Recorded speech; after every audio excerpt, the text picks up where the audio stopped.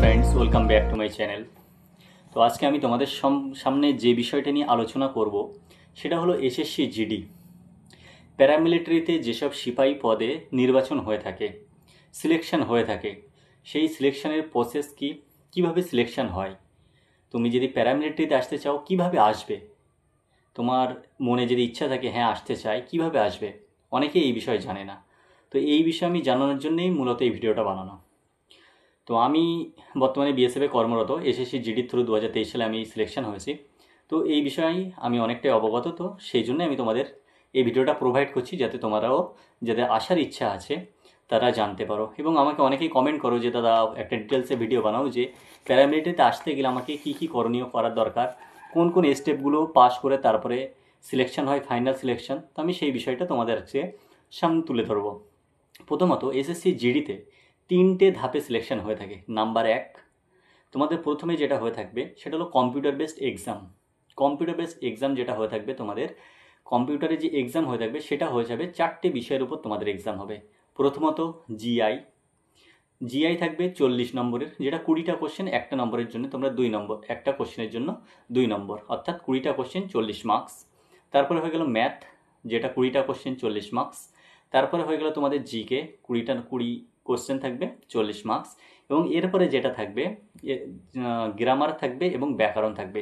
যারা হিন্দিতে পরীক্ষা দেয় তাদের জন্যে আছে তোমাদের ব্যাকরণ, এবং হিন্দিতে পরীক্ষা দিলে, ইংলিশে পরীক্ষা দিলে তো ইংলিশ গ্রামার। এটা হয়ে গেল টোটাল 4টে সাবজেক্টের উপরে, জিকে, জিআই, ম্যাথ এবং গ্রামার। ঠিক আছে, তো এই 4টে সাবজেক্ট 80টা কোশ্চেন এবং 160 মার্কের পরীক্ষা হয়ে থাকে। তো এই পরীক্ষাটা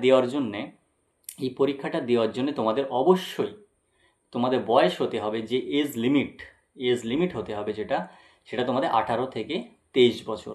18 থেকে 23 বছর, এবং 23 বছর এসসিরা 5 বছর রিল্যাক্সেশন, ওবিসিরা 3 বছরের রিল্যাক্সেশন পেয়ে যাবে, নিয়ম অনুযায়ী ছাড় পাবে বয়সের। যোগ্যতা কি দরকার? যোগ্যতা দরকার মাধ্যমিক পাস। এতে নম্বরে কোনো পার্সেন্টেজের কোনো ব্যাপার নেই। নর্মালি যদি ম্যাট্রিকুলেশন পাস হয়ে থাকো, 10th পাস হয়ে থাকো, তোমরা এর জন্য এলিজিবল, তোমরা ফর্ম ফিল আপ করতে পারবে। তারপরে চলে আসি দ্বিতীয় স্টেপ কি আছে।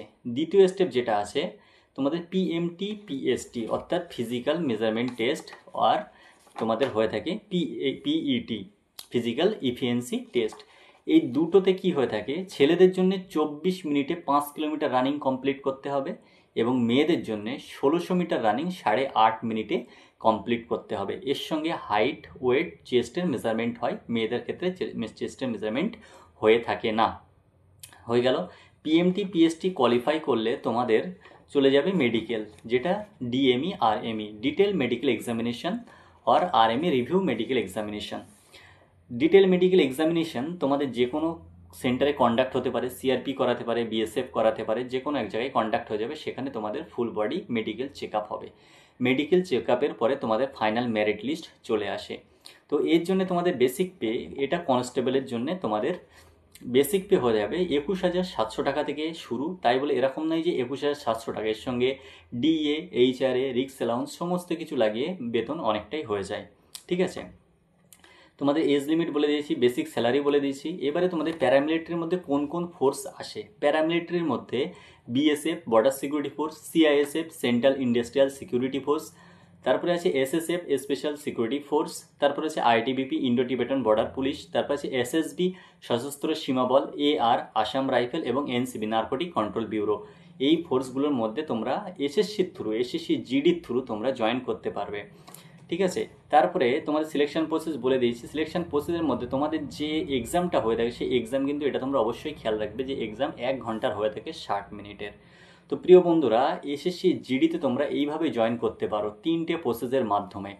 এক হয়ে গেল রিটেন, দ্বিতীয় হয়ে গেল তোমাদের পিএমটি পিএসটি, তারপরে হয়ে গেল মেডিকেলের থ্রু তারপরে তোমাদের ফাইনাল লিস্ট জারি হয়, যেখানে ফাইনাল লিস্টের পরে তোমরা জয়েন করতে পারবে এসএসসি জিডিতে। তো এর জন্য কাট আপ কেমন যায়, তোমরা 160 মার্কের কত পেলে তোমরা জয়েন করতে পারবে। দেখো, এটা ডিস্ট্রিক্ট অনুযায়ী, কাস্ট অনুযায়ী তো এটার কাট আপ গিয়ে থাকে। যদি বলা হয় কেমনভাবে, আমাদের নকশাল ডিস্ট্রিক্ট আছে ওয়েস্ট বেঙ্গলে, ঠিক আছে, যেরকম ঝাড়গ্রাম, তার কাট আপ একটু কম যায়।